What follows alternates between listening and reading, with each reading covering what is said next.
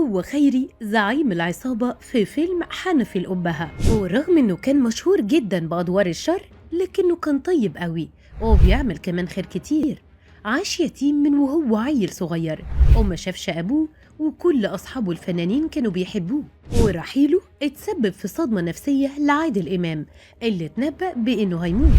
الغريبة بقى إنه راح اشترى عربية لنقل الراحلين عن الحياة عشان تخدم أهل منطقته، وكان هو أول حد اتنقل فيها لمسواه الأخير.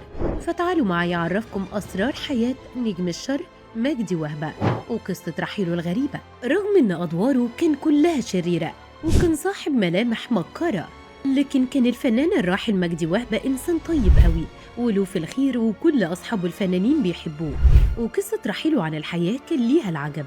عبارة "انت ميت ميت يا خيري" كانت آخر جملة قالها حنفي الأبهة اللي مثل دوره الفنان عادل إمام للمجرم خيري، واللي عمل دوره الفنان مجدي وهبة خلال أحداث فيلم حنفي الأبهة عشان نبوءة عادل إمام تتحقق ويرحل بعدها مجدي وهبة، واللي كان في يوم 4 فبراير 1990 بعد ما جاله أزمة قلبية مفاجأة، وده اللي خلى الزعيم يدخل في حالة حزن شديد كان باين على ملامحه خلال تقديم واجب العزاء لمنال بنت الفنان الراحل. بعدها تم عرض فيلم حنفي الأبهة بعد رحيل مجدي وهبة بشهرين في السينما، واللي كان في إبريل 1990.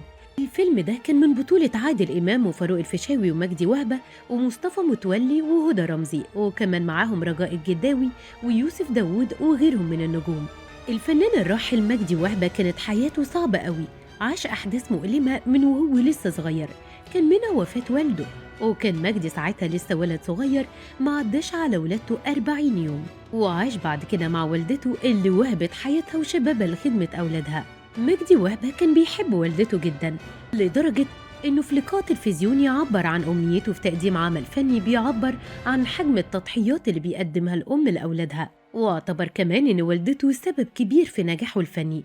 قال ساعتها "ما أقدرش أخرج من البيت إلا لما أبوس إيديها واطلب منها كمان تدعيلي، والأمر نفسه لما أرجع كنت بحس براحة شديدة معاها. حب الأم لأبنائها أصدق حب في الوجود وعمره ما يساوي أي تمن". الفنان مجدي وهبة كان بيحب 3 نجوم واعتبرهم من أصحاب الفضل الكبير عليه في مشواره الفني، وأثروا كمان في شخصيته بشكل إيجابي ومميز، ومنهم الفنان رشدي أباظة اللي دعمه في بداية حياته الفنية ووجه له مجموعة من النصايح تخص مشواره الفني. وكان بيحب ملوك الشر على الشاشة واللي كانوا توفيق الدقن ومحمود المليجي.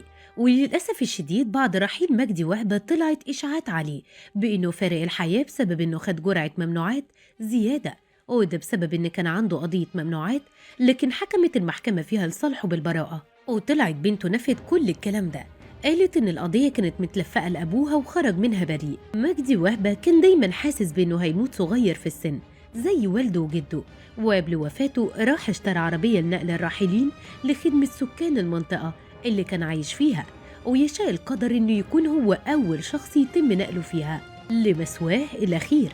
كان ساعتها عنده 46 سنة. رحم الله الفنان مجدي وهبة وأسكنه فسيح جناته ويلهم أهله وذويه الصبر والسلوان.